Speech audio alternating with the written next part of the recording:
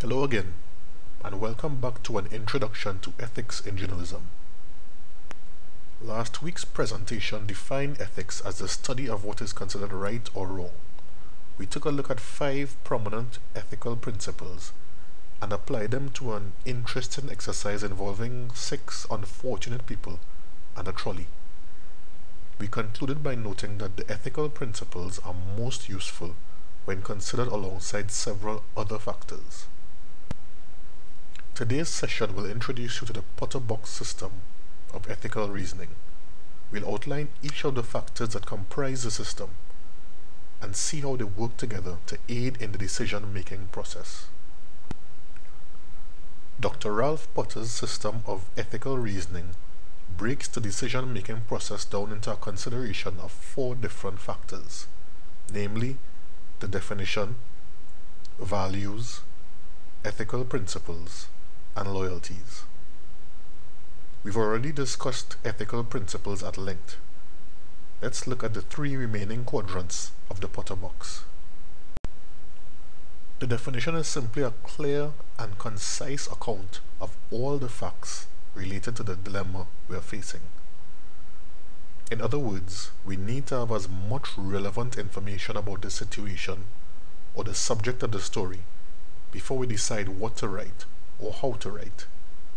It might seem obvious, but you'd be surprised at how your choices can change as your understanding of the situation becomes clearer.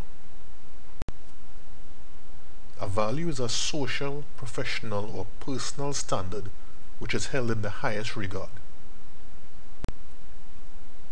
You're already familiar with the core values of journalism, which include accuracy, fairness, independence, fearlessness, social responsibility, and accountability. These are separate from a story's news values, or elements of newsworthiness such as timeliness, relevance, impact, and human interest. Like the ethical principles, specific values become more relevant depending on the situation.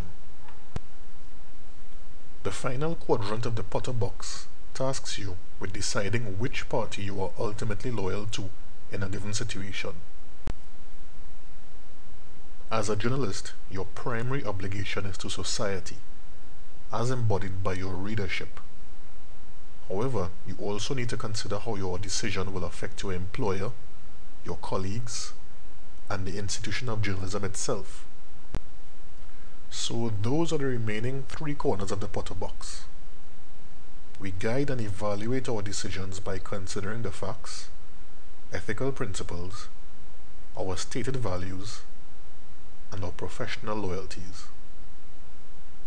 In theory, the box's sequencing helps resolve any competing values or clashes between ethical principles. Consider a situation where you feel obligated to share information with the public, but you realize that doing so could be socially irresponsible. This represents a clash between 2 values. Applying the principle of utility, or considering your loyalty to society, determines which value is most relevant. In practice, even if you don't rigidly adhere to the system, familiarity with the Potter box helps keep you mindful of all the factors you should consider when deciding the most ethical path to take.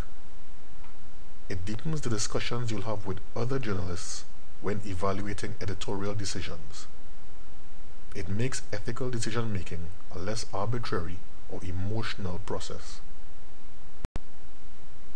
You'll soon be doing your own individual and group evaluations of editorial decisions using the Potter box. Before I do those assignments, I'd like to walk you through a case involving a well-known controversial editorial decision that some of us might be familiar with.